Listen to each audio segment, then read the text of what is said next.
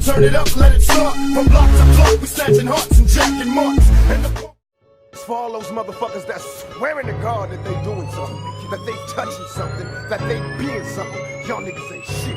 That's on my mama, bring the drama, nigga. Young thug. Some say my criminal experience is legendary. I do what's necessary. Niggas wanna see me worry, worry. If you come in hurry, I ain't going down. Fuck the world. Oh shit, there we go. All right. Good morning, ladies and gentlemen. Welcome to the Morning Toke. My name's Eddie Law. If you're unfamiliar with this show, this is the YouTube and iTunes / Spotify, I think Spotify / Stitcher / SoundCloud, all these other places podcast. Not gonna be a too long one today. We're talking just a few quick things here. So this last weekend, UFC in Minneapolis, main event went.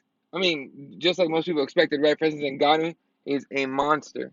Dude, it doesn't even make sense how like strong and quick this guy is for his size.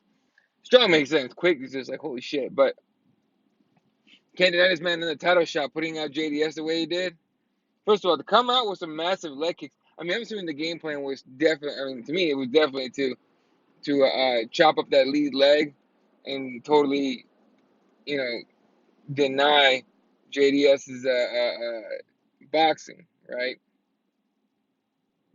And so, at that point, JDS had to worry about the leg kicks and shit, and not much you could do at that point. Once, as far as he threw his leg kicks himself, right? Threw some back and whatnot. By the way, I apologize for the noise in the background. I'm actually getting a car wash right now, so the audio people, I'm so sorry.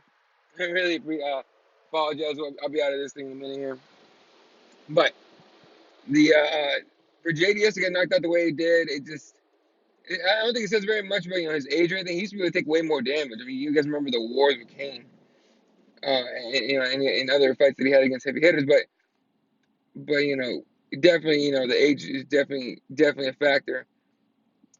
I don't think he'll retire. I take it back. It depends on what his goal is. If his goal is to get in that title shot, I don't know. I think he'll start thinking about it. I don't think he will just yet because at heavyweight anything can happen, right? But for Ngannou to catch him the way he did, god damn, that's some scary shit, dude. Straight up scary shit. So now, thought process is he gets the winner of DC versus Stipe, right? He's already fought Stipe. Stipe fought. It was a very hard fight, but it was a smart game plan by Stipe to continue taking him down and beating him up on the ground. Damn, it's just again, sorry, folks, but to beat him up on the ground and everything, and just completely take him out of his game plan, which was to stand and bang with him. It messed him up so bad that the next fight with Derek Lewis, Francis was afraid he was afraid to engage. He was scared. Let's be real. Like, not scared to fight, not scared to get hit, right? But he was nervous to get in there and engage with Francis, or with Black Beast, and get and maybe get dropped this time, maybe get hurt in some way. So, we saw his fight style change. And then after that, getting the wins over Kane and JDS now, it's impressive. I think he's got 3 in a row now after the Black Beast loss. But it's an impressive feat. It's honestly, he's got legends in his record now, so you can't deny him the title shot. Now, as far as he would, he would. I'm assuming he'd tell you he'd rather fight Stipe. And if Stipe does the same game plan, he's probably gonna win. But I think Ngannou's definitely shown a lot of improvement. I think DC would bring different problems. Mind you, if DC gets hit clean, like he's going to sleep, right? Like we agree on that. Like, he's going to sleep. That dude would not. I mean, he got head kick knocked out by John Jones, and while that's for sure a really really hard hit to take, and he got hit clean, like I'm pretty sure we can all agree that Francis Ngannou hits a little bit harder than John. So I don't think DC's gonna be looking to fight that. I mean, if I'm DC, I don't like to fight that dude, unless I'm trying to get some get back for my homeboy Kane, right? I think that'd be the scenario at that point. And his pride, Olympic champ and everything. Well, not champ, Olympian. Olympic wrestler or whatever, and he might take the fight. Who knows? Again, we'll find out in a month here, because it's August 17th, I believe. UFC 241 is main event at DC by DC. Stipe co-main event for now, I guess, or as of now. Nate Diaz against Anthony Pettis. We do know Anthony's pulled out of fights due to injury. Nate has not. He just hasn't fought in forever. So, but I'm excited. Look, I got tickets to the fight. Like, I got the tickets before I knew DC Stipe was on that card. Okay. When I saw Nate's fight, I'm like, I want to see Nate fight live at least once. Well, twice now. That'd be number two. I saw him in Phoenix against RDA when RDA chopped his leg up real bad. But Nate went in injured, like super injured apparently. Like it was bad. Apparently, the percentages given. I think Nick could give percentage. You can think whatever you want, Nick, but he said he was like, Nate was like 30%, something like that. And yeah, so Nate went in there all messed up already, and then he got his leg chopped the hell up by RDA. And then after that, it was kind of game over. But regardless, that was not a fun fight to watch Nate at. So I definitely got tickets to this one. And then when I heard it's gonna be DC Stipe on this card, like hell yeah, I'm excited. You know what I'm saying? So like I'm ready for it. I'm up for this fight. Oh, that's cool. There's a giant oil tanker right here. I'm filling up the gas here at the gas station where I got my car washed, and this fucker's blocking everything, so now everyone's turning corners all blind and shit. Anyway, so that's what we have working here. So that'll be a fun one, I think. I'm excited to see the fight and to be in the house. One second.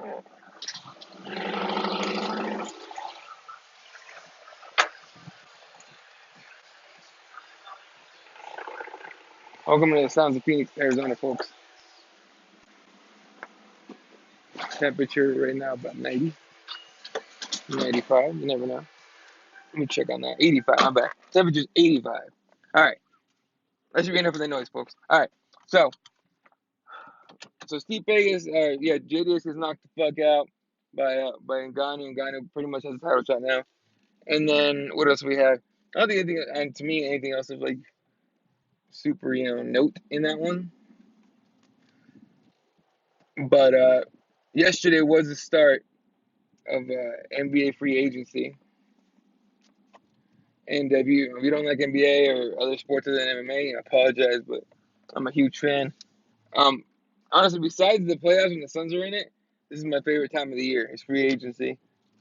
It's NBA draft and free agency, right? To see how teams improve their rosters and stuff, and get their teams ready to go for the next season. So far,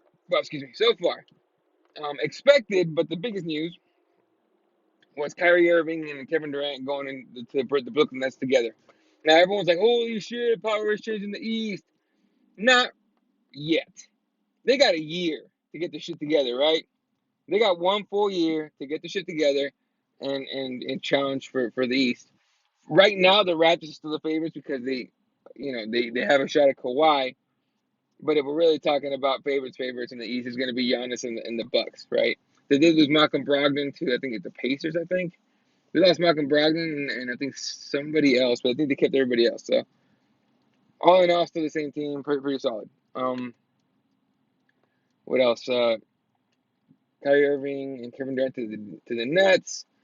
Oh, Al Horford to the Sixers was crazy because that took him out of the Jimmy Butler sweepstakes, in which they signed and traded him, or they're working on a sign and trade to send Jimmy Butler to the Miami Heat.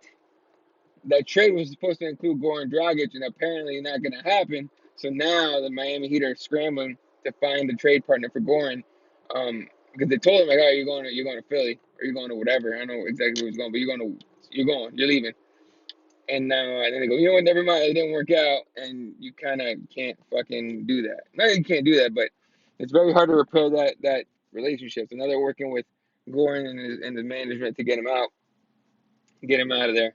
he was supposed to go to Dallas in some kind of trade, right? But I think going to Dallas and that just didn't work out, which would have been great with Luka. They could use that help right there, that point guard and all that. So, I mean, overall, it's been a pretty solid, interesting um, free agency. The best part that Knicks struck out, and not the best. Like I don't root for them to be shit, but their owner ain't shit, and it's his fault that they ain't shit. So, hell, he even said they even put out or whatever. A rumor or a fact, whatever. They said it out. They put out a statement, yeah, that basically said they did not offer Kevin Durant the max, and that pissed off Knicks fans big time, like big time, because all they've come up with is so far Bobby Portis, Julius Randle, and Reggie Bullock. When they were sold the idea they were going to get Zion Williamson in the draft number one, they were going to get Kyrie Irving, and they were going to get Kevin Durant. That's what they were sold, right?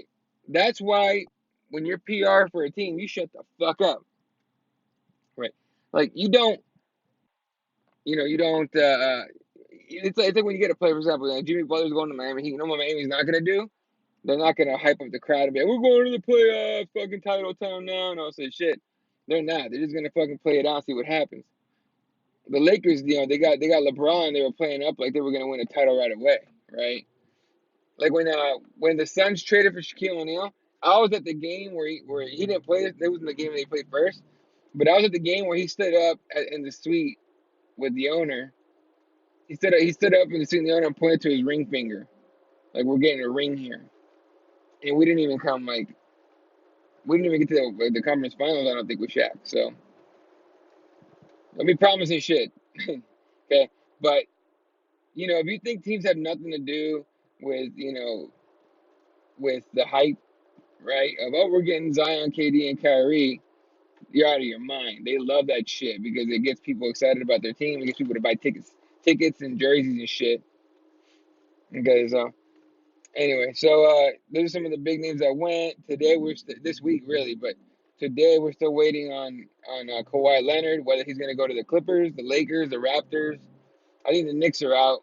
Like me, I think it's a two-team race. Stay at home, stay not home, but stay with the Raptors or head out to the Lakers, right? Because he said himself he's not going anywhere without superstar help. Kyrie and KD are booked. Clay staying home. Um, Jimmy Butler's going to Miami. Like who's left? Nobody to like pair up with as far as superstar power. Nobody. So he's not going to the Clippers. So to me, it's either stay with the Raptors and maybe do like a 1-1. What that means is like a 2-year deal with a player option. So he plays the next season out, and then if he wants to stay, he can just pick up his option, or he could decline his option and be a free agent once again, and maybe try again and see if there's anybody else available, which wouldn't really work for him too well because the only big names really available next season are I think Draymond Green and somebody else. I just can't remember who, but um, yeah, that's not really like a big superstar. He's just like a really nice piece for your team as far as Draymond goes. But I think he's going to the Lakers, man. I think he's been wanting to go to LA. He's got his uncle in his ear all the time and shit. He wants to be in LA and all that. So I think it's gonna be the Los Angeles Lakers for Kawhi Leonard. Which sucks for the Raptors because I think that was an amazing run they had, and I think they've retained most of their team. So yeah, they're waiting on what Kawhi's gonna do before they make any moves. Like if you notice, the Lakers, I don't think they did anything. I don't think the Raptors did anything, and I don't think the Clippers did very much. The Clippers retained Patrick Beverly, which to me says that I think they know they're out of the Kawhi sweepstakes, so they're trying to retain as many guys as they can. Like maybe Beverly hit him up like, hey, I got an offer from this other team. Hey, if you're gonna match it, give me something. I need it now. And so they did it. Now I don't know how that hurts their cap. They have room for two max free agents, so they still have room for Kawhi. But I think they know they're not getting a second max player, so they're signing him. So I think as soon as you see Kawhi choose a team, whether it's LA or Toronto, you'll see the Clippers start spending like crazy, just quickly filling out the roster with solid guys. You'll see if the Raptors don't get Kawhi, they'll start. They're going to re-sign a bunch of some of the guys and get a couple new ones. And I think the Lakers, if they don't get Kawhi, you're going to see them go out for, I don't know, a point guard and something, a few of those pieces.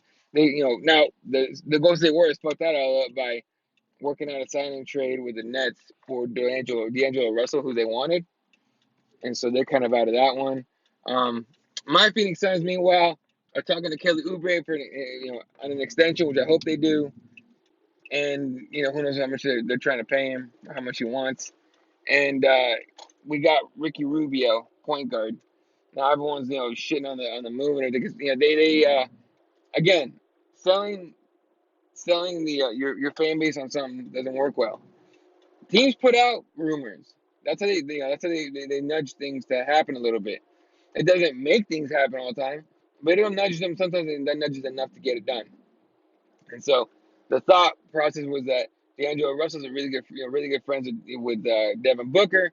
Then D'Angelo's going to come to Phoenix and be the point guard we've been needing, and we're going to have our a nice little playoff run. Well, it seems like D'Angelo Russell was never going to be an option. I don't know if it's because the Suns didn't want to pay that much, which I think might be the reason, because Robert Sarver ain't shit, owner of the Suns. But Ricky Rubio is more realistic, and he wanted to come and play and be a ball distributor, right? Ricky Rubio is not a great shooter. He's improved 3-point shooting, but he's not great. He is a great passer. He's not going to create his own shot. He will create for others, though, right? So it's to me, it's a great piece to put in there with Devin Booker. Now Devin can doesn't have to worry about bringing the ball up all the time and creating offense for everybody else. He still can. He's good at it, but it's one of the things he has to do full time, and then he could just focus on scoring, which is what we need him to do, is score as much as freaking possible. And then DeAndre Ayton can just start catching lobs and do pick and rolls with his man.